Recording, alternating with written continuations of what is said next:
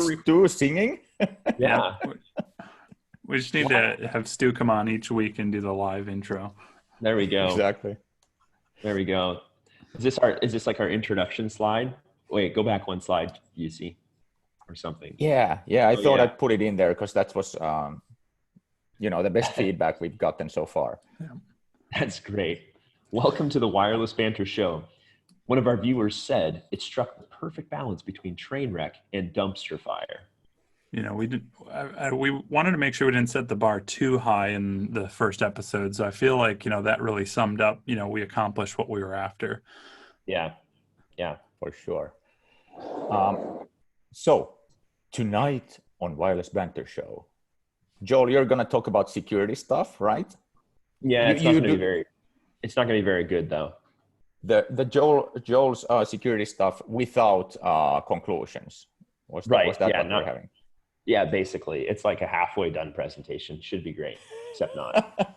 And then we have the iPhone, new iPhone plus the new radios in it, kind of banter as well. So what do you say we start with the new iPhone stuff, and then time permitting, Joel will jump on in the end as well. Perfect. Although I kind of get a feeling that I know where this is going.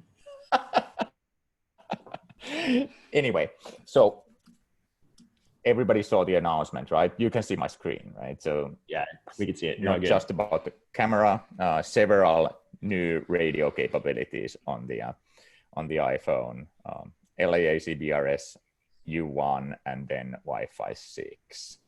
And Jerry already covered Wi-Fi 6 last week, so we won't spend any time here. But it's essentially OFDMA is where the capacity increase comes with a high number of clients, and it's relevant in high density deployments. But for OFDMA to kick in, you need a sufficient number of Wi-Fi client devices, and that's where the new iPhone becomes relevant, because we will now start to see like a pretty big increase in Wi-Fi 6 compatible clients. But when does that increase exceed the amount of devices or the threshold of OFDMA really starting to benefit? And there's been different numbers thrown in, like where it starts to benefit. And I guess one of the key numbers has been 30%. So if you have less than 30% of OFDMA clients, then, or what are the numbers again? Does anybody on the chat or you guys, anything? I haven't heard any hard numbers, but I do agree with that conclusion that we're going to have to see a certain adoption rate before it really even makes sense, or that 802.11a actually even will start to reap the benefits of it. Yeah, where did you get numbers? Like, where did that come from? I've heard it thrown out there, the 30%, and I think I've seen 50% somewhere, but mostly been hearing this rumor of 30%. And that was, I guess, the lowest bar of that's where you start seeing the benefits. So yeah. I don't know. And this is one of those flaky things, like same as with multi-user MIMO way back when. People just didn't know. And now I don't know if people still are seeing really any benefits out of multi-user MIMO. So. Yeah. Well, and I think even those numbers that we're hearing of like 30%, and I remember hearing 30% at Cisco Live quite a bit. There were several presentations where they mentioned, those, and we're talking the benefits as in the capacity piece, right? I mean, I think that's really what it boils down to. You're going to see other benefits potentially with Wi-Fi 6, but specifically around increasing capacity and increasing that average throughput, is all about the density piece, right? So in high dense environments, you're not going to see a significant benefit with Wi-Fi 6 until you kind of cross that 30% threshold. But yeah, I think that's really just a theoretical number, because until we have these clients and we know what, each of the clients are going to support and what their capabilities are, we really don't know, would be my guess. I don't know if there's really any hard evidence to show that, 30% is the real number. So with this kind of in mind, the question was like, when will we see that 30% or that 50% of Wi-Fi 6 population? And here's an awesome PowerPoint slide, I made with my outstanding Googling and PowerPointing skills. Wow. But this essentially shows like when did we see some kind of a leap in terms of Wi-Fi technologies on the iPhones. So obviously the original iPhone was BG. iPhone 4 introduced 5 gigahertz in terms of A, and then N came already on the iPhone 5, and AC actually pretty early 2014 on iPhone 6. But then there was a long gap obviously between the 6 and the 11, and only in the 11 we obviously have Wi-Fi 6. So with this in mind, started thinking of like, so how quickly after an iPhone has been published with certain technology, how quickly do they start, exceeding that threshold? How quickly do they get more and more successful? And so there's obviously out on the internets, we have all these kind of data points of like how many chips are sold of different technologies, blah, blah, blah. But these things only say the sales of the chipsets. They do not say how much out in the wild are we seeing different technologies, because selling them is one thing, but then actually using them and throwing old stuff in the trash and adopting the new technology and all that kind of stuff. Sales numbers are great, but they weren't really ideal for this purpose. So and again, yet another, like these are useful, but just sales numbers, not out in the wild numbers. So I reached out to the awesome guys at Speed Test or Ookla, who make the Speed Test application, because those guys have like how many 25 billion measurements of Wi-Fi devices out in the wild. So I was like, could you guys separate how quickly different iPhones became popular over time? And they were like, maybe we could. And so the Ookla guys got to work with their analysts and brought us this. So here we can see starting 116 and then all the way until pretty much today, how the different iPhones have been detected out in the wild. What do you guys think?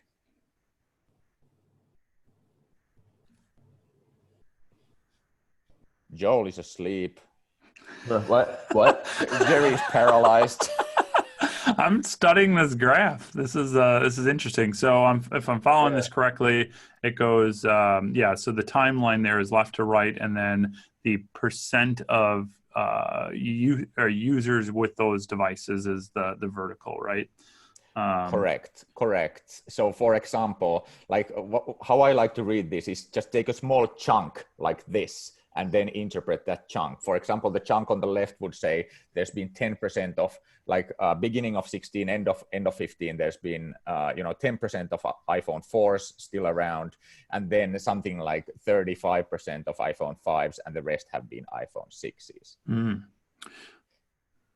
Interesting. Okay. So yeah, six was a big adoption point. Yeah, and I cut it out so that, and actually 4s, 5s, and 6s were incredibly quickly adopted, but then the adoption rate seems to like get flatter and flatter and seems to slow down.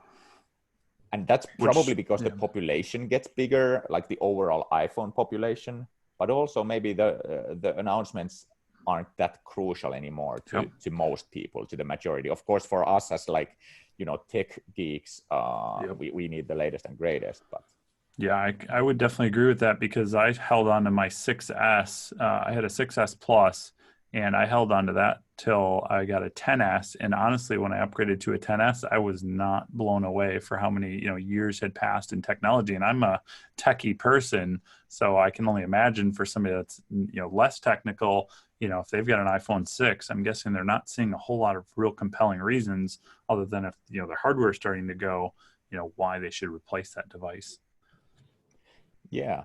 And did anybody on the audience pick up what the yellow line is on the any guesses on what the yellow line on the graph is? Where's Nick Turner at? That's exactly what I was going to say. Where's Nick? Where's Nick when we need him? Doug Hale says it's the Galaxy S9. That's a good guess. But this is only iPhones. Remember. Which iPhone is missing from this list? Nice. Dan Jones, you win one internet. for guessing. The S. Wow. It is the iPhone SE.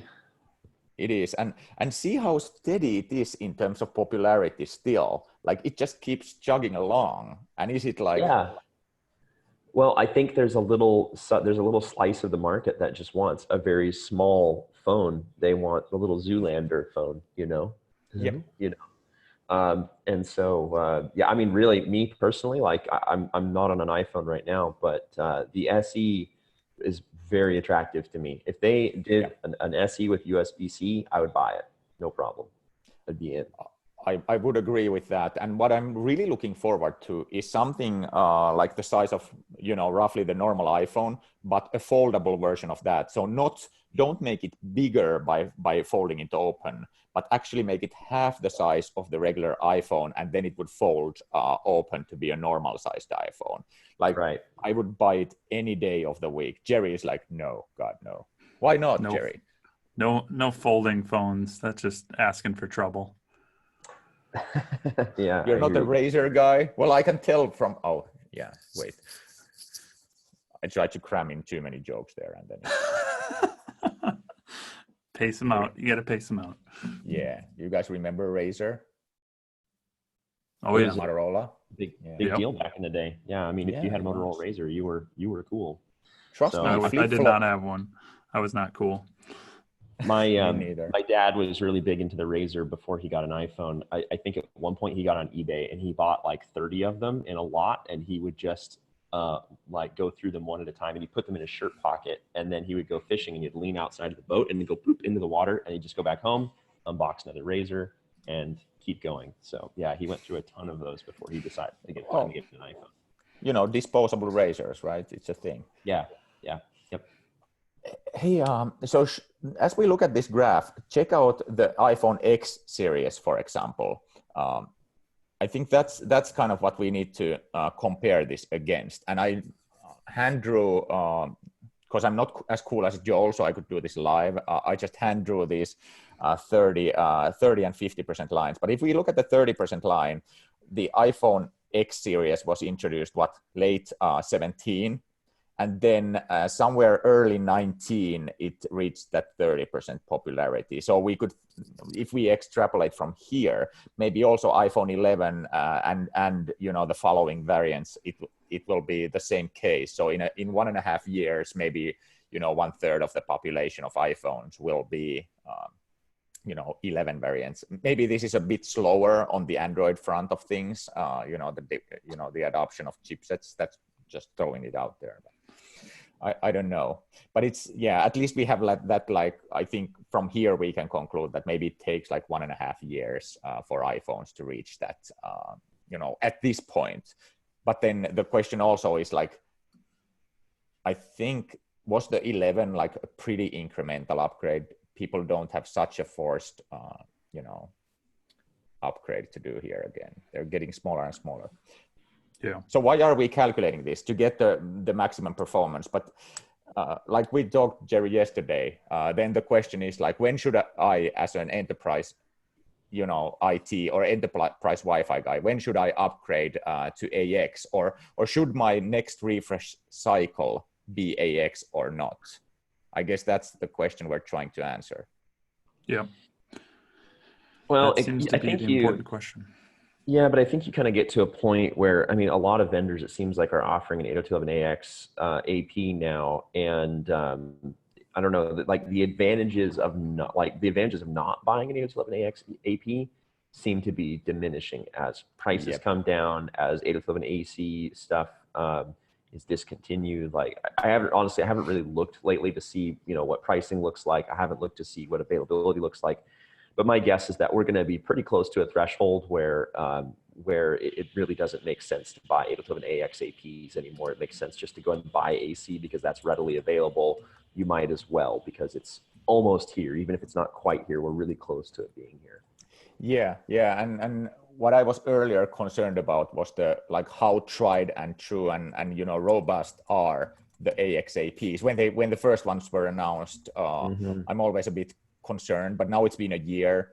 since the first ones have been announced. So I'm assuming now it's fairly safe to buy AXAPs from the robustness standpoint and stuff like that.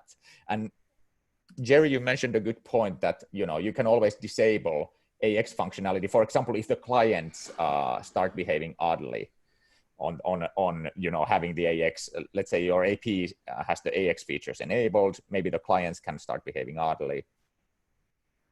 Yeah, I mean that is actually kind of a question that maybe somebody in the audience even knows is if you have a Wi-Fi 6, radio and access point, can you essentially downgrade that radio into Wi-Fi 5 in the sense that all the information elements and the communication that it's doing is not using the Wi-Fi 6 protocol or whatever, it's using the Wi-Fi 5 AC.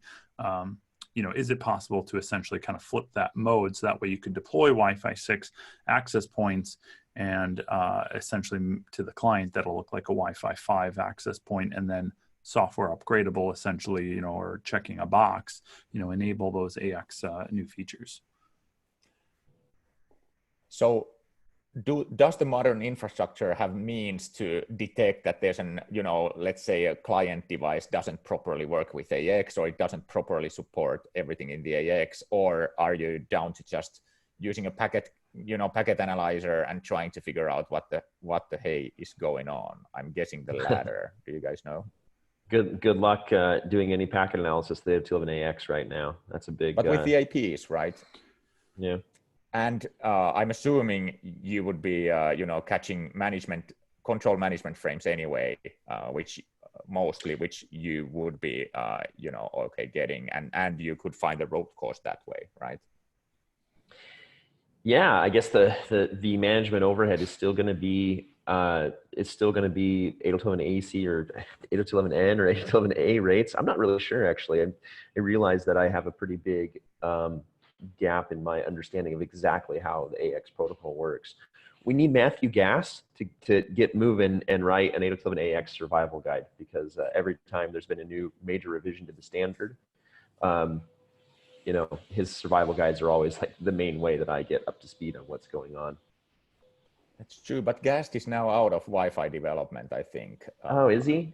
He's been out for a while, I think. So that needs to be somebody else. Eldad from Aruba. Hey, Jerry, your buddy Eldad you're Aruba, right? So yeah, you guys are like good friends, I am right? Aruba. Yeah, we've gotten real close. Hoping I get to chat with some of those smart folks, but yeah, there's definitely some smart people over on that side of the company. Yeah.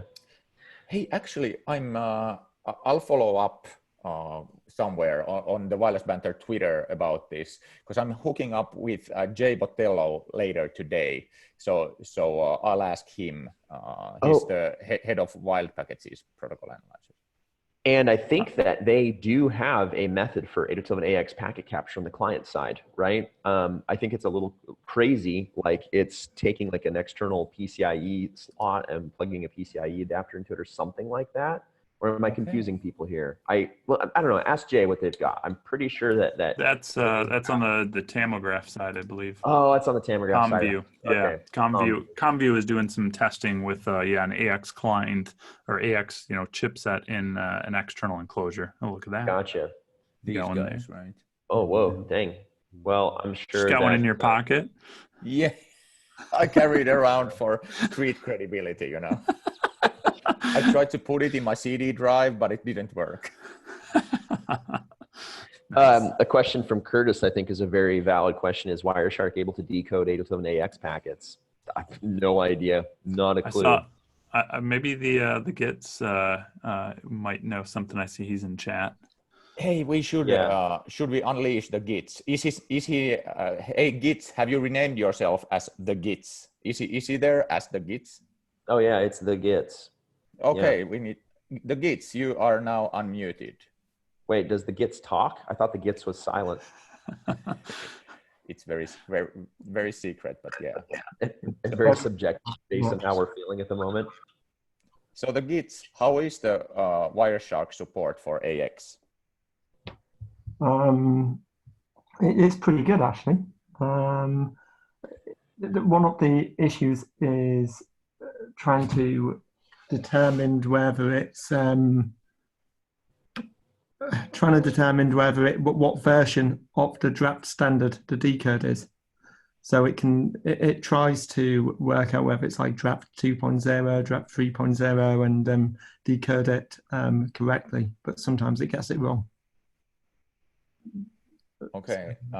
That's one of the biggest issues at the moment with decoding AX. And that's both wild packets or a live action OmniPeak as well as Wireshark, or live action OmniPeak will allow you. Well, yeah. I don't know.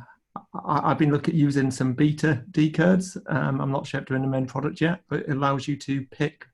If you know the version, you can pick the version of the decode and decode it that way. All right.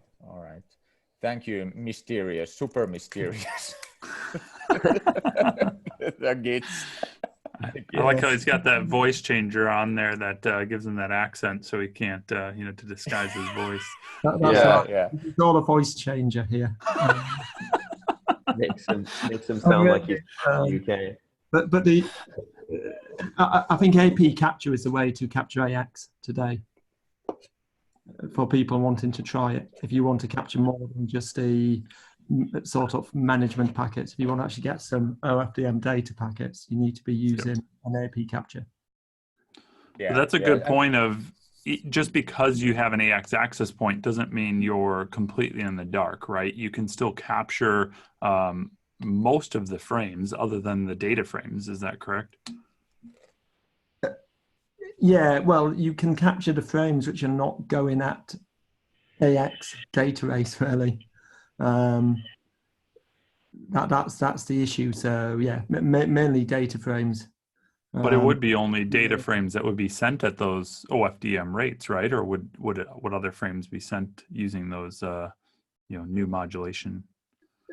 Potentially some management frames might do, some action frames could be, but it'd be mainly data frames. Yeah, so I mean, if you have enabled only Wi-Fi 6 compatible rates, I guess then it's more frames would be sent. But how does it work? Yeah, so there's some frames which are sent at what we call the minimum basic data rate. So if you set only AX data rates, then all your frames would go at all your management frames would go at an AX data rate, but typically that's going to be one of the lower rates.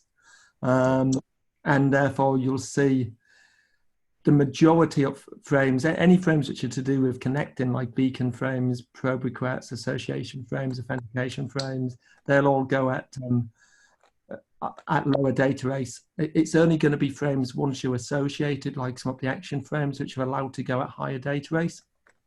The unicast action management frames that would potentially be able to go at whatever is the highest rate you could achieve. Okay, so put it this way: if you have for example, a problem with association or things like that, you could with Wi-Fi 6, you could troubleshoot that with legacy clients. But if the problem resides only when there's masses of data being transmitted or stuff like that, it could be that you cannot solve the problem unless you're looking at it from the AP perspective. And can you tap into any brand of AP today that supports Wi-Fi 6 and get the captures? I guess you can. And control frames will always go at lower data rates. You'll capture all control frames. Yeah. There's a rule in the standard which says they've got to go at non-HT data race at the moment.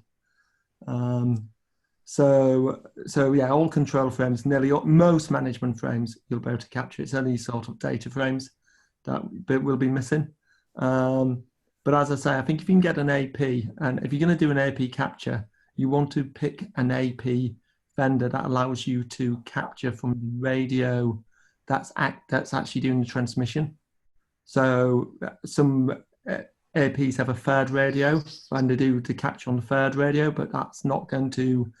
I'm still not sure. That's still acting like a third adapter, and that won't actually capture all the frames. I think it's got to be an AP that allows simultaneous operation and capture. so it's capturing its own data. Okay. Because if you're sending multiple frames simultaneously to different clients, the only person who can really see that transmission is going to be the radio that's sending it. So that's the radio you need to capture on. That's And a very good, very good point. Not all APs support that functionality yet. So you want to get, but there's a number that do. And Billy Big Balls on the chat seems to say, are third radios like having a third leg? It depends what you're trying to do with it. It's not how many legs you have, it's what you do with them that matters. If you're using it for whips, then I think that's a good use of a third radio. If you're using a whip? For whips, wireless and I know. I was just trying to. Wow, this is going downhill really fast. In a very bad way. If you whip it, you. Ladies and gentlemen, I am so sorry for Jussi. I'm so sorry that. Anyway, he's I started it. Should we?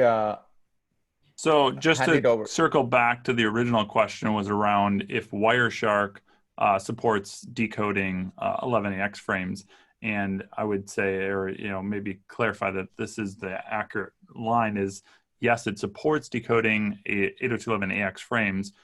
It's unclear what draft they are up to in the current version of Wireshark to know if it can decode all the information elements that might be in the latest draft of the 11AX standard. Is that right? Yeah, that's right. It does decode different drafts. So it'll sometimes say decoding as draft 2 or decoding as draft 3. But it's something that they're constantly, it's constantly being added to. So I think it's something that will get better. And again, once they start, we start getting sort of certified equipment, it'll all be based on the same draft, and then it'll be a lot easier for Wireshark to be able to decode it. Good stuff. Hey, just so that we make sure Joel gets airtime today as well. No, seriously. My topic is way less interesting than this, so please continue. Dude, behave.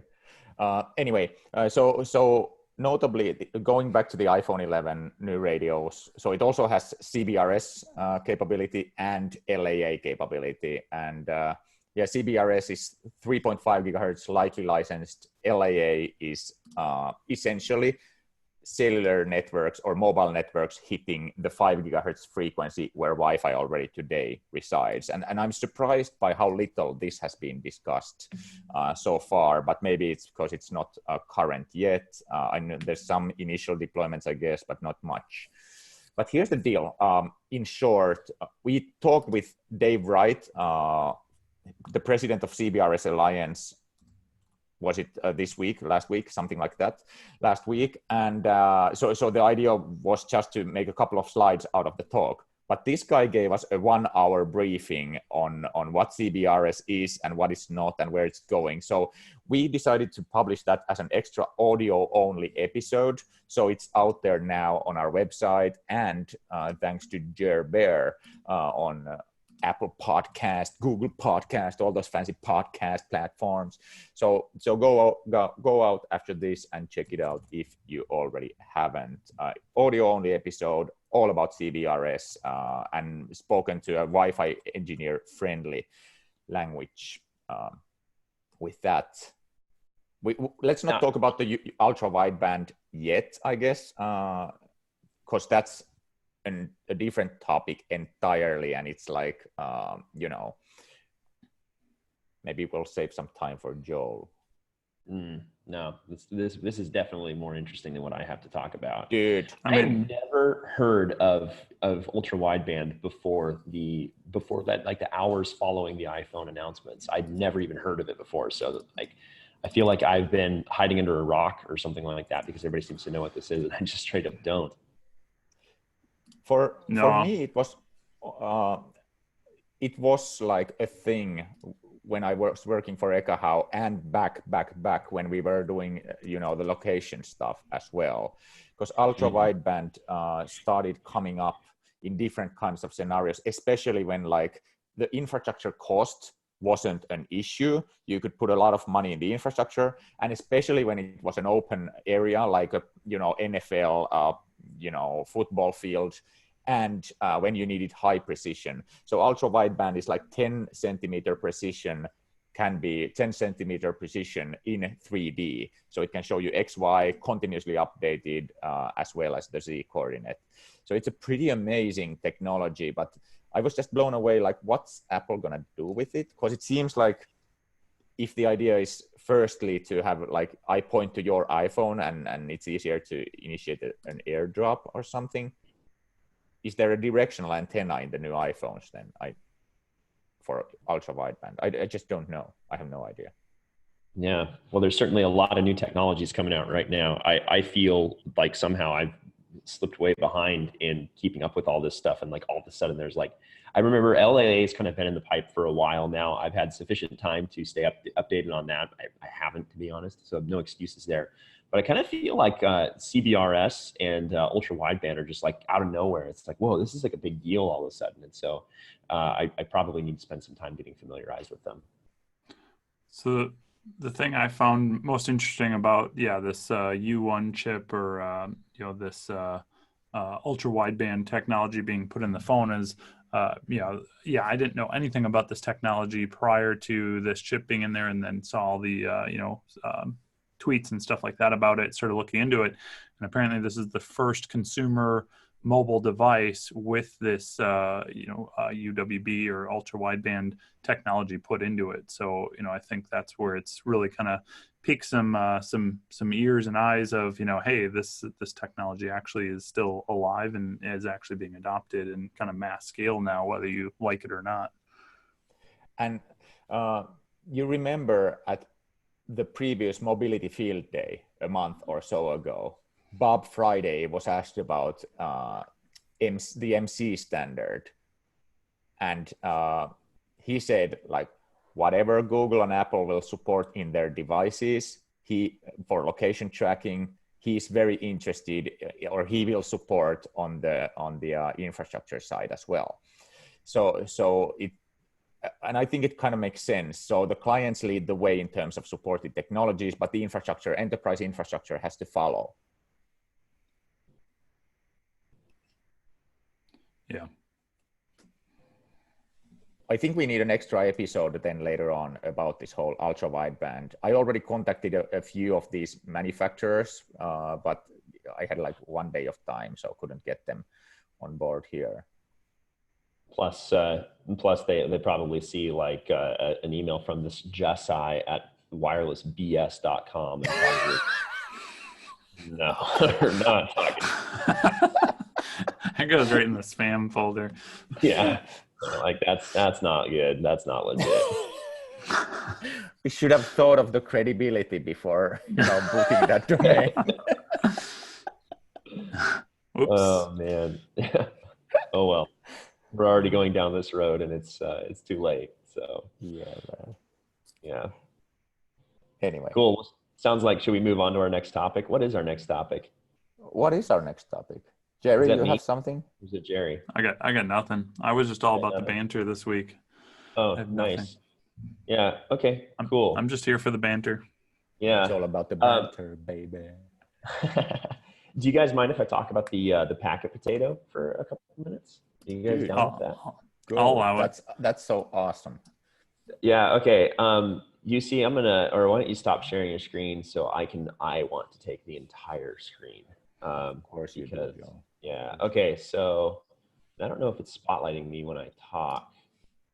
I don't know if it is. I don't know. We'll see. I think it is. Yeah. Okay, cool. Yeah, it just spotlighted you. So, all right. So, so this is a little project that I've been working on, and I haven't really like announced it or anything, but this is called the packet potato. So I guess I can pull up the one that actually is doing stuff. So basically this is kind of a play on the DEF CON badge thing that kind of happens. I don't know if some people in the audience, I don't know if anybody's ever been to DEF CON, but a really big thing at DEF CON is badges, basically electronic badges that you wear. I don't know, throw something in the chat if you're familiar with the badge thing at DEF CON. But I kind of decided that in the wireless industry, we were missing something. We were missing electronic badges, and I mean, there was a lot of opportunity there for that. So I decided to come up with a badge, and it is the packet potato. So this is basically the worst packet analyzer of all time. It basically does one thing, or does two things. If it hears a DSSS frame, so a data rate of 1 or 2 or 5.5 or 11 megabits per second, then it blinks the blue LEDs. If it hears an OFDM frame, so data rate of like, 6, 9, 12, 18, 24, 36, 48, 54 megabits per second, and the MCS rates, although I don't know if that's working right now, it blinks the green LEDs. And that's basically it. That's all it does. And so, like maybe if we tune to like, actually channel 7 is fairly busy here.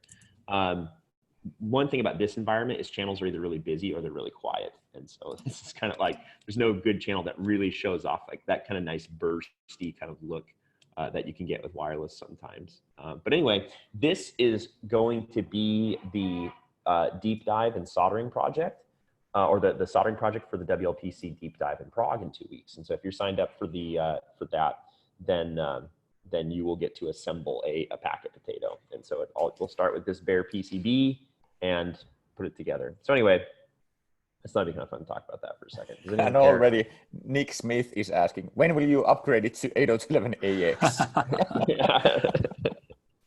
Yeah, we were talking about that, weren't we? Like doing something with like resource units or something. Yeah, and I've actually, a lot of people have asked like, okay, well, it's only 2.4 right now because the brains of the operation are this, man, this is really tricky to do backwards. This little guy right here, this is an ESP8266. It's like a $3 wireless chipset and microcontroller. See the glare off of it there, shiny. This is 2.4 gigahertz only. In fact, it's AD, or it's BGN. But part of the fun of the packet potato is that it alternates. When I really get the code dialed in, it'll kind of alternate between DSSS and OFDM. In 5 gigahertz, all we have is OFDM. So I'd have to find kind of a new idea. Pekka says, well, what about OFDA and RGB to indicate the DSSS color ID and AX? Yeah, that's exactly what I'm thinking, something along that line. So I will need to wait for a microcontroller to come along that can decode those frames. I don't think there's anything that cheap on that level in the 5 gigahertz band right now, but I'll definitely be keeping an eye on that. So the Git says, who needs an AirCheck G2 when you have a packet potato? I mean, yeah, I agree. Yeah, this is definitely going to overtake all the other wireless tools out there. That's for sure. It's very professional looking too. Yeah, totally. Yeah, it's a very deep analysis and troubleshooting tool. If you had a cheap that would detect DFS. If you had a cheap chipset that would detect DFS events, I think that would be super cool. Set it on a channel and listen on DFS events. Yeah, that would be cool. The problem is I'm relying on whatever capabilities that my chipset has, and I mean this one doesn't because it's not even in the 5 gigahertz band. I don't know of a commodity chipset out there that I could do that with. But that would be amazing because nobody's done it. Yeah, and all the 6 gigahertz, all the 5 gigahertz chipsets have to support DFS, right? If they operate on DFS channels. So they have to have that capability in there, right? Oh man, maybe we might need the Gits to speak up on this one. If the Gits would be willing to grace us with his presence once more. I thought that DFS primarily happened on the access point side. The AP needed to be capable of detecting a Doppler radar. Yeah. Then it would transmit a special frame to tell everybody, hey, we're moving to a new channel and off. You're right. So you would need an AP chipset in there. That's right. What if I just hot glued an access point to the back of this bad boy? Yeah, like a 4800. Yeah, no big deal. be like, well, who were the big like clock back in the day? Was that like Nilla Ice or something like that? No, that was Flav. JD who wore a Cirrus AP on him, I think, during one that's of the right. shows or something. Curtis says it was Flava Flav, but then JD already did it by wearing a Cirrus. So, cool. Well, should we go ahead and move on to talking about my other little packet capture to the main product? topic. We'll move to the main topic at 15 minutes, to the hour. 15 minutes left. Yeah. You know what, though? The timing is super appropriate, though, because this topic, I should probably set some expectations. This is not exactly a conclusive, I'm not going to say this is a conclusive kind of analysis here. Basically, what I did is I set up some tests and I got some packet captures, but I got pretty bogged down in the actual analysis part, the important part of kind of understanding why. And so I don't know, maybe we can just talk about the data a little bit. Maybe the Gits wants to speak up a little bit and kind of give a little bit of some comments and stuff. I don't know. We'll see how things go here. So here's what I've run into that just really, really bugs me. Supposedly WPA uses TKIP, and that was very much intended to be a transitional thing from WEP. The way that I understand it is that old wireless radios that supported WEP were not capable of crunching the numbers required to support a new method of encryption. They weren't able to use a new cipher suite. So WPA with TKIP was intended to be kind of this transitional stage where we could take an existing WEP device, maybe do a firmware upgrade or a driver upgrade or something like that, and now we have WPA with TKIP. The problem with this is that it still has some of the insecurities of WEP. I'm not an expert on that. I don't remember the exact scenario there, but it's not the final end all way of doing encryption. And so basically the Wi-Fi Alliance basically said, okay, well, if you use WPA plus TKIP, you are limited to a data rate of 54 megabits per second, no greater. And that, I believe, was intended to encourage people to get away from WPA with TKIP and get moved on to the new thing, which was WPA2 with AES. It's got a stronger cipher suite, but it certainly requires new hardware because there's a lot of new numbers to crunch. So then here's my question. If that's how things are, if you've got WPA and it uses TKIP and you've got WPA2 with AES, why can I select this? Why can I select on most management interfaces and things like that and lots of different devices across many different verticals, why can I select WPA1 with AES and CCMP? Why can I do that? And so I decided that I wanted to do a little bit of testing here and just see what would happen with some client devices to determine what is going on here. John says it's bad programming. I'm gonna say, John, you're probably right. And you're gonna see a specific vendor here, not trying to pick on anybody because I think a lot of different vendors do this. This just happens to be the vendor that I did my testing with, and I only had time to do it with one AP vendor. So here's what I did.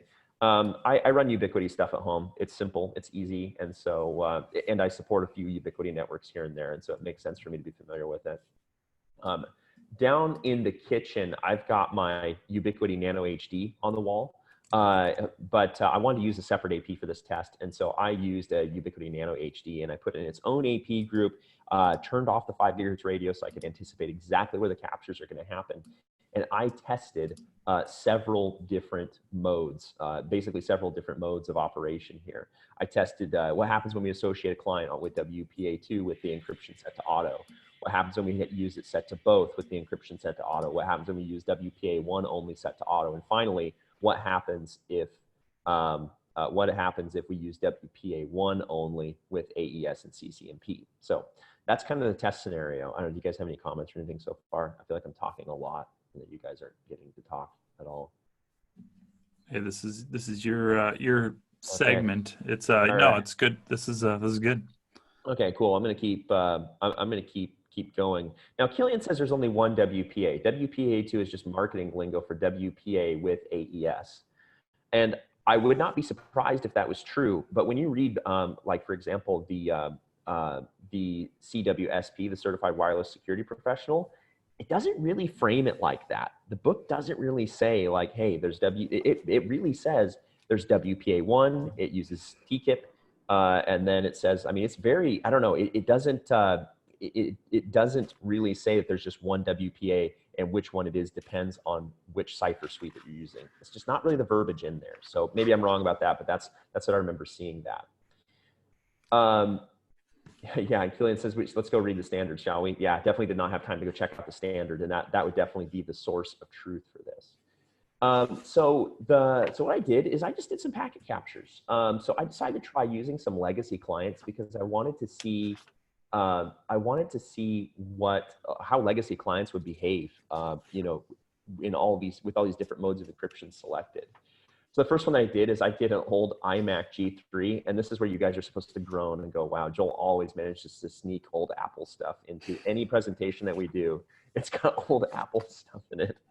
I've had this machine for years. I actually bought 20 of these at a garage sale for 20 bucks. So yeah, it's pretty great.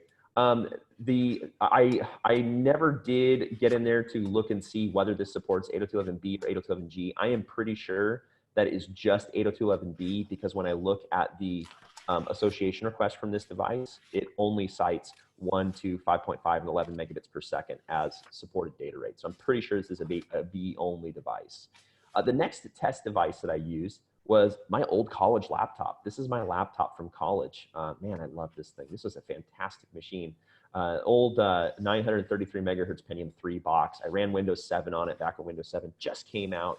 And it has an Atheros AR500 draft 802.11n adapter. So sadly, the hinges are all worn out on this thing. So the hinges barely stand up anymore. And the compact fluorescent is getting really, really dim in the backlight. So this machine is definitely on the way out. But I'm going to keep it because it's just my favorite laptop I've ever had. Jerry, any conclusions yet so far?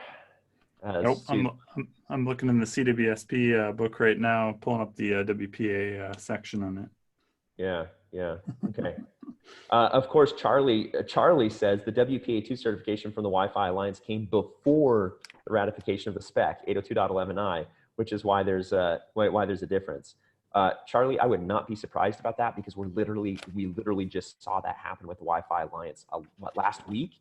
The Wi-Fi Alliance basically finalized Wi-Fi 6. When 802.11ax as a standard isn't even nailed down yet as of recording of this episode. That could change any day now. So I would not be surprised if that's the case. Cosman says, Joel, you need intervention, and they call people like this hoarders. Yeah, you're probably right. Cool, so the final test device that I used is something a bit more modern. I used a Blue R1 HD. This is a $60 Android phone. This phone is incredibly cheap. And it's 802.11n, and so should kind of give us a good look. Like, okay, well, what does a relatively modern chipset look like? Jerry, have you found any conclusions in the CWSP? Yeah, I found the section here that talks about the WPA, WPA2. So yeah, as far as the terminologies go, or what were you looking? Yeah, did you find? Yeah, no, like just any observations in there while you're looking at that? Yeah, I mean, they spell it out of the WPA and then went to WPA2, so there was no specification of WPA1. But yeah, I don't see anything yet as far as anything specific around the TKIP part. Right, and you'll probably see if I say WPA1, it's just for clarity in the slide. Oh yeah, here we go. Yeah, and here WPA, but only supported TKIP. So yep. WPA only supports TKIP. That's what you're saying. Yep. That's what the book says. Yeah. Yeah. And so one of my big questions is well, why do so many vendors allow me to select WPA1 with AES CCNP, right? And so that was like one of the big things I was wondering, like why all this confusion? Why, if the way that the book describes it, my assumption would be that you could select WPA with TKIP or WPA2 with AES. That would be my assumption. So, yeah, cool. Okay, so then I did some packet captures. So here's my packet capture setup. I just used my MacBook Air and of course AirTool by Adrian Granados. My process is I would always clear out any profiles from the supplicant. I would start my PCAP. I would attempt to associate to the AP, and then I would stop my PCAP so that we could take a look at the results. And then And so then what I've got is all these PCAPs right here in this computer that are going to prove it. And so I actually thought about holding my iMac up on like we have like a little balcony thing at our house. Thought about holding it up there and having my wife take a picture of it. I just didn't get around to it. So we'll just use the Zoolander reference directly. So Jerry, any more findings here before I kind of jump into looking at some stuff in Wireshark? Yeah, so later on in here, it talked about the exploits that happened with TKIP, and then that's where they implemented CCMP with AES. And yeah, and if I'm trying to remember back to CWSP studies, is I think the way that it happened was that was rolled out, the CCMP with AES, even before WPA2 was, as basically kind of a stopgap, because the WPA2 I guess that would have been a certification, right? WPA2 certification wasn't finalized yet. So to basically plug the exploits, they pushed CCMP with AES prior to WPA2 being final. Okay, gotcha. So that's where that came from. Yeah, okay. Well, what I'll show now is I just kind of want to show basically just some packet captures, just kind of some results of the whole thing. And so one that I'm going to start with is I'm going to start with the old iMac associating to WPA1 only, basically, you know, WPA plus TKIP, just so we can kind of see like, okay, what does a normal association look like here? So I'm just going to get Wireshark opened up really quickly here. Let's see, I want to show my whole screen though. I'm not used to presenting from just one display. This is weird. I normally have like, you know, 2 displays all set up and ready to go. Okay, so here we've got our packet capture all ready to go. One of the first things that I want to do though is, hey Zoom, will you let me grab, there we go, is I want to apply a packet capture. I want to apply a filter here so that we can just filter down to the conversation that we care about. And so the way I'm going to do that is I've actually got I've got some filter conversations all ready to go here. So this one's basically saying, hey, if the resolved transmitter is either the access point or the iMac, or if it's either one of these, then we're going to go ahead and display it. We're going to filter out everything else. So I just prepared these in advance because I can't do these on the fly. No way in heck can I do that. So now we are just looking at that conversation between our AP and our iMac. And another thing I've done here is I have set up a custom column here that just shows the resolved name of the transmitter and the resolved name of the receiver with WLAN.TA _resolved. And that's really nice because then it kind of keeps it human readable, very, very easy to see. So what I'm going to do now is here along the side here, you see that little yellow patch right there, that little yellow and orange, those are my EPOL frames. And so that's my EPOL over LAN frames right there. So that makes it really easy to jump there and see like, okay, where are we in this point in time? So I'm just going to full screen Wireshark really quick, and let's just kind of look at this association process. So of course the iMac sends a probe request, the access point transmits its probe response, and then the iMac transmits its authentication frame. Now what's kind of funny, I think is kind of hilarious about authentication frames is that these are totally just a holdover from WEP. You know, this used to be where the authentication process actually happened, but in order to maintain backwards compatibility, as everyone in wireless seems to be obsessed with, then these are now just open system. And there's actually a spot in here where you can actually look and see that it is an open authentication frame. So I can't remember exactly what that was, but there's our stat. Yep. So our algorithm is open system and our status code is successful. So there we go. It has authenticated to the access point, even though really nothing has happened at this point. Next is the association request. And this is where we actually start to see it setting up that encryption. So one thing I'll point out here is I think it's under, and forgive me if I kind of, just bumble around in here for a minute, but that's what I typically do with Wireshark. Notice the supported rates. So this is a B-only device. And then also notice that in this vendor specific, i.e., our WPA version is 1 and our cipher suite is TKIP. And that's basically the only option that we get there. That's all that we get.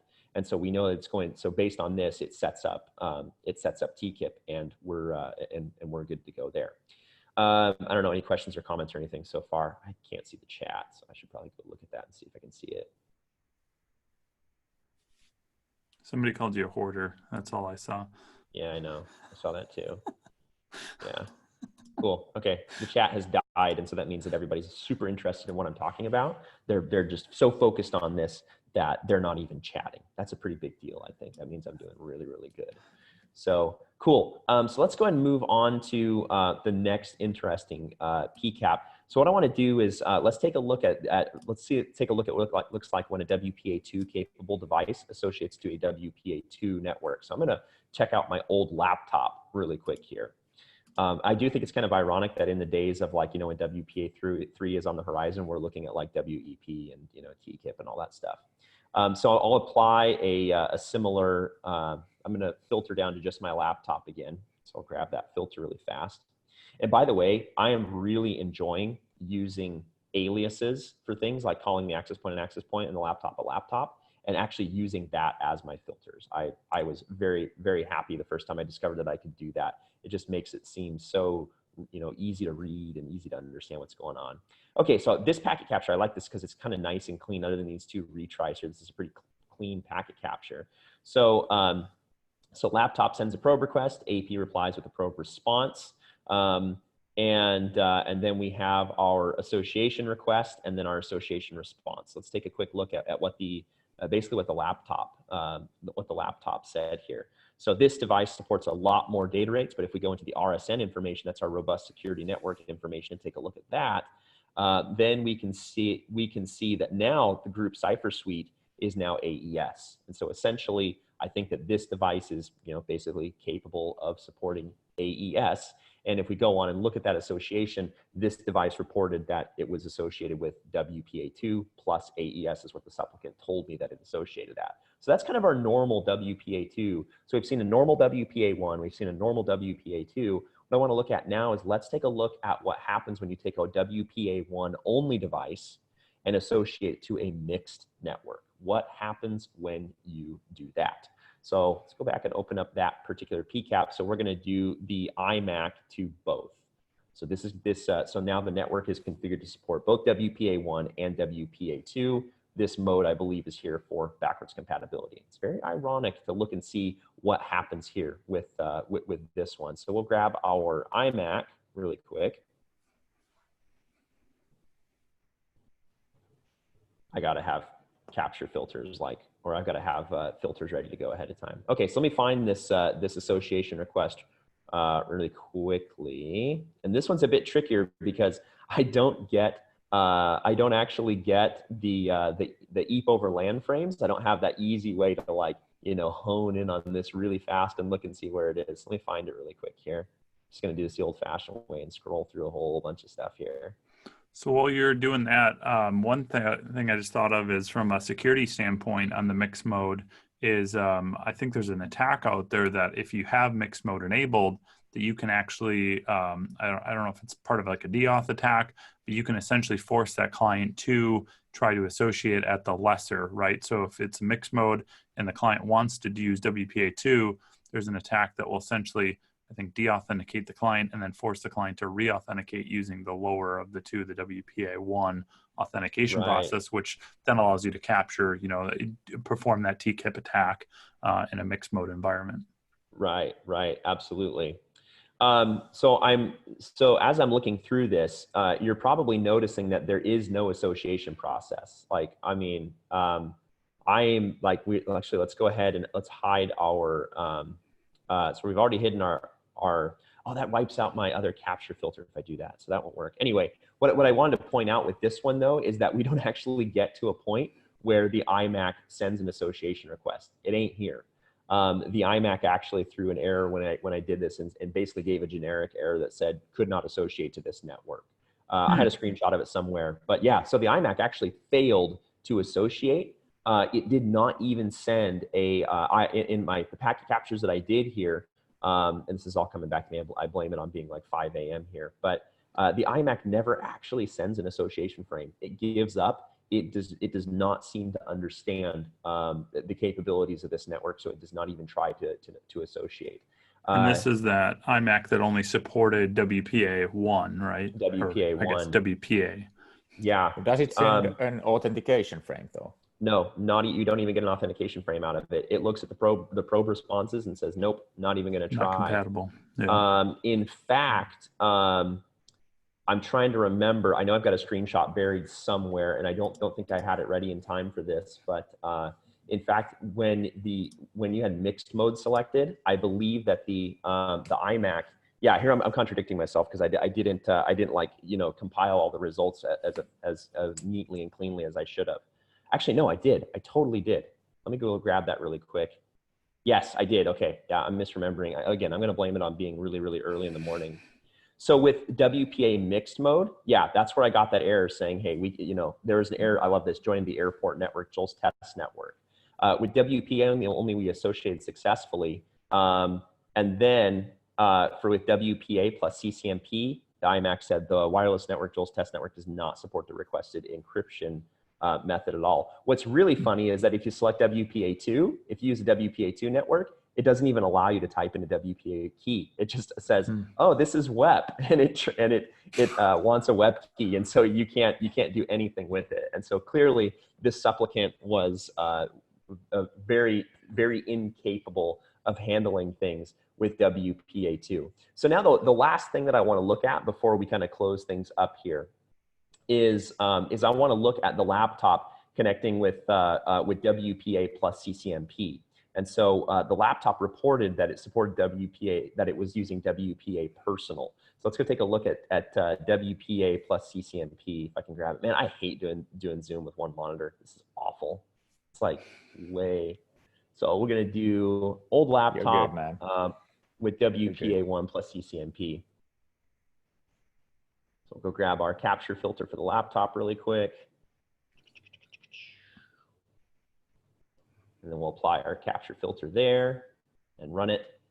Okay, so we get our capture, or we get our association right away. So there's our authentication frames, our authentication request, and our association request and our association response, and then our EAP over LAN frames. You can see that it is using AES here. So let's take a look at what is basically advertised here. So if we go to drill down into this frame a little bit, so there's our basic rates.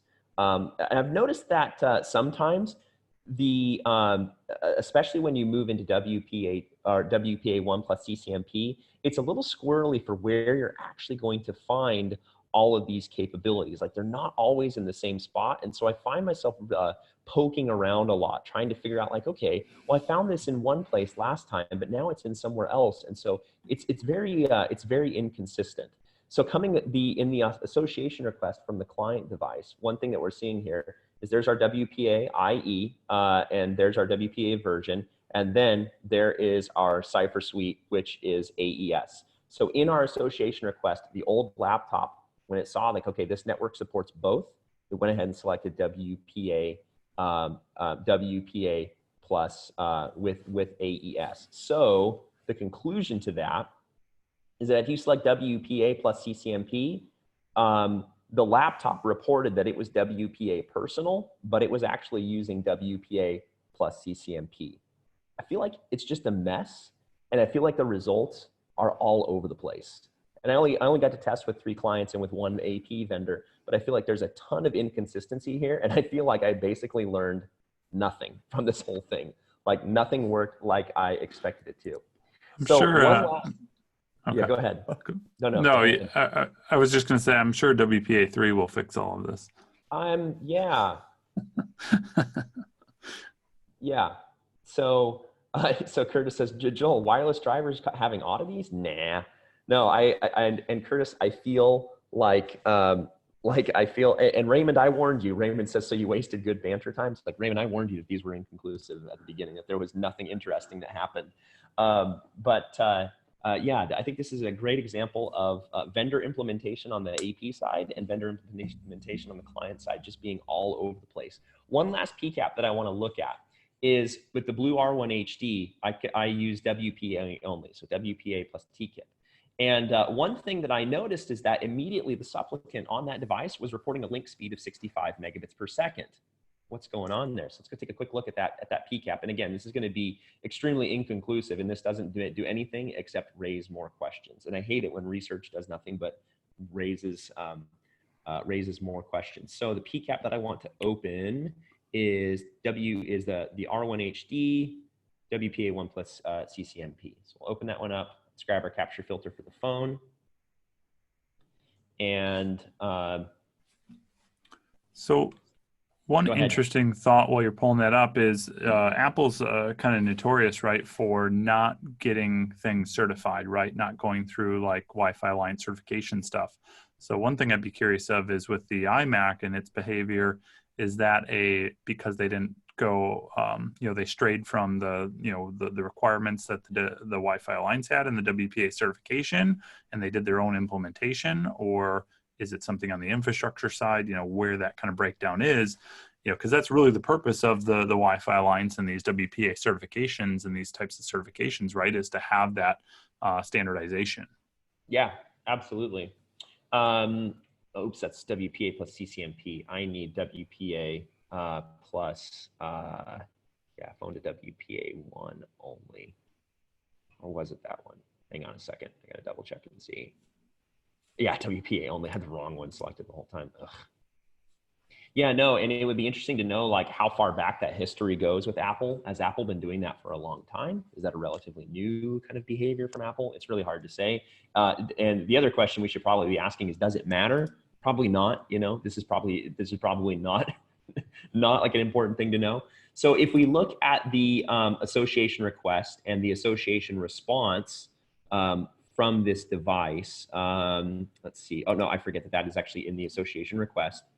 And we go look at our capabilities. And once again, I feel like this is just like very squirrely and that's kind of all over the place. So here our WPA version is 1, our Cypher suite is TKIP. So do you guys agree with me that this should be limited to 54 megabits per second?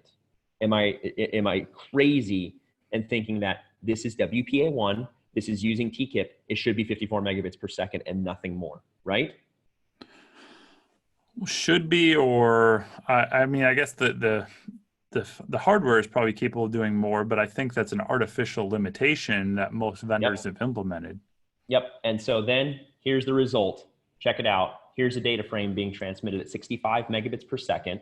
And then here is and then there's our ACK. And so here we are seeing 65 megabit per second frames being transmitted from the phone to the access point, even though supposedly we're only supposed to see no more than 54 megabits per second. And so what's the conclusion of all my research? None. I have absolutely no conclusion. I feel like this is there's even more complexity going on here than I thought. Nothing is consistent and nothing makes sense with everything that I've ever read about this and how it's supposed to work. So there's my conclusion. The interesting thing on the data rate piece is that was from the phone to the access point. Will the access point limit itself to, that direction, right? From the access point to the clients, if you have that mode enabled, I bet you it won't do anything more than 54. Well, I suppose we can sort and look for the access point transmitting to the phone. And I will say that I'm just going to scroll here and look for anything other than 1 megabit per second. And I find it very interesting that the phone was replying with 1 meg, or that the access point was always transmitting at 1 megabit per second all of the time. Like no matter what, it transmitted at 1 megabit per second across the board. So again, the oddities and just weirdness. And by the way, I was like 5 feet away from the AP. It should have been able to hit MCS 7, I think. No, whatever the max MCS is for a 1x1 device. It should have been able to hit that, no problem. But we just see nothing but, look at me just scrolling and scrolling and scrolling, only replying at 1 megabit per second across the board without fail from the access point to the phone. So there it is. Look how few retries you have. Yeah, that's true. We're getting through every time. Boy, that BPSK, man, it's just super reliable. It's slow, but it's reliable, kind of like me. So no, I think I'm slow and unreliable. Nice. Yeah. Maybe at 5 in the morning. Maybe at 5, and it is 5:12 in the morning. Okay, so with that, I think that's all I've got to show. Like on that bombshell, it's time to end. Killian says, "Hey Joel, it'd be nice visual in IPA, not as tedious." I agree with you, Killian. The problem with IPA is it doesn't allow you to drill down into the frames like Wireshark does. I really like IPA, but you don't get that kind of fine grain level of control that you do. And so that's why I kind of end up jumping over to Wireshark for those kinds of activities. Oh, and for the speed comparison, yeah, you're probably right, but I don't want to spin up a Windows VM right now IPA. So, but that just cool. underlines like how important Mac-based tools are. And I found the same thing when I was doing the metal testing and all that. Is sure I had 2 computers and all that, but it's really like for the tool vendors, it is actually surprisingly important to support both platforms. We are lazy. We give up so easily. Like we're not gonna fire up another VM unless we necessarily have to. Right. Yeah, I agree. Cool. Well, that is so that's my presentation for the day. And apologies if there was no real conclusion to it. I do feel like it opened up just way more questions than I expected. But as I dug deeper and deeper and deeper into this, and as my time window got smaller and smaller and smaller, I realized that I probably wasn't going to be able to conclude this subject. And so this is probably something I'm going to have to spend more time on. But then the next question I think I have to ask is like, well, is this worth the time? You know what I mean? Like, is it worth having a really deep understanding of the interaction between APs and clients when you're using weird mixed modes and when you have different cipher suites selected? Well, I think, we're not running into the legacy stuff, at least me personally, as much anymore, but I think it's still very relevant to today, given that we're now going to start dealing with all of this again with WPA3. So having a good kind of foundation understanding of some of those pain points in the previous generations, will help to troubleshoot these things going forward. Yeah, one comment that I get from a lot of students and things when we're kind of like doing classes and stuff is they're like, Joel, why do you always talk about 802.11b? Why do you talk about BPSK and old data rates and stuff like that? It's like, because that is what we're using all of the time. All of the time, we are falling back to these old ways of doing things. And every time we add, for example, when we add WPA3 to things, WPA1 doesn't go away. It's still there. And so we still have to understand how all that stuff works. And like the standard for me that's just the most terrifying was 802.11n. 802.11n added massive amounts of complexity to things because it had to support so many things. It kind of unified everything backwards into one standard. And so, I mean, 802.11, it's not showing any signs of throwing anything old away. It's just going to keep adding another layer of complexity, adding another layer of complexity, adding another layer of complexity on the top. It's not going to get any easier. It's just going to keep getting harder. It's either that or we're just old and we want to talk about old things. Right? Well, I certainly have that problem. Certainly. Cool. Well, that's all I've got to say, guys. So thanks for actually letting me talk this time. I'm amazed that you did. And sorry if it was a little, if it's a little representative of it being 5:15 in the morning here. But as soon as we're done here, I'm going to go back to bed for a couple hours. It's going to be nice. Dude, you did awesome. Thank you so much for waking up at this hour. Oh yeah, always happy to hang out with you guys. Yeah, likewise. And thank you, Thanks, audience. Joel. Is that it? Any closing words? Hey, as you sign off, please fill in the forms, the Survey Monkey form, so that we know, what we should talk about next time and stuff like that. And we already actually made a Twitter poll, and I think different Wi-Fi tools, free Wi-Fi tools, won the Twitter poll. So I guess we need to talk about at least about some of that stuff. And keep those ideas coming. I would love to hear like an update from Jerry too about like WLAN Pi stuff. I think that his tendency is going to be to not talk about it because it's his pet project. Me, I'm like, hey, look at my potato thing everywhere, Whereas, Jerry's not going to talk about it unless we force him to. And so I don't know. I'd love to hear about what's kind of going on with the WLAN Pi. So actually, from here on out, Jerry will only do Aruba sales presentations on the Banter show. It will be 60 minutes of slides. All the APs will be replaced with all Aruba access points only, and Exactly. You will have a Chuck shrine there for Chuck and Eric Johnson and and how would they feel about that? I don't think they'd feel very good about that. No, that's a requirement that they have imposed for every employee. That's what I hear. Oh, okay. All right. That's interesting. Anyway. Cool. All right, let's wrap this one up. And I guess stay tuned for the next episode. Do we have a date or anything picked out? Probably. Should we pick a date while we're live?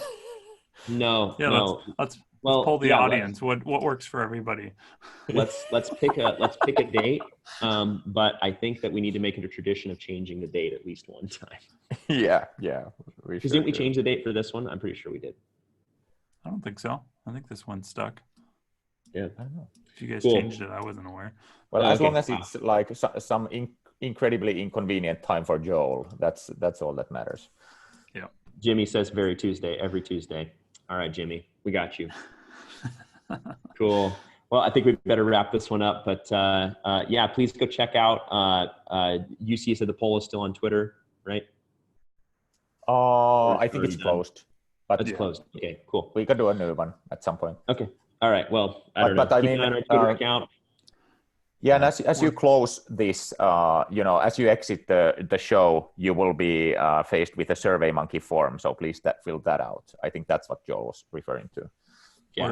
Where's our closing music? Where's our outro? Hey, Jerry, I think you need to play it. I've had such disastrous luck with that. I don't even have it pulled up. Hold on. We do need to play it, right? Don't. You need the practice. I'm predicting by episode 10 we'll have this audio figured out. I don't think we will. I don't think it will ever be figured out. Episode 10 already? I wouldn't hold my breath. Hold on. I have some severe doubts.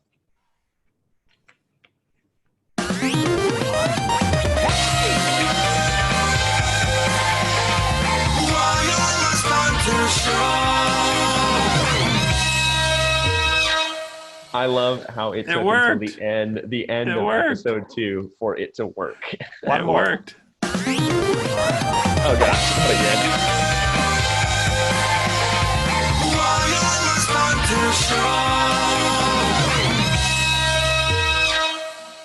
Wow, fantastic. That was incredible. All right. Well, I think on that bombshell, I think it's time to end. So everyone, thank you so much for joining us for some reason. I don't know why you do, but thank you for joining us. It was fantastic to have you here. And we'll see you on the next episode of the Wireless Banter Show. Cheers, guys. See ya.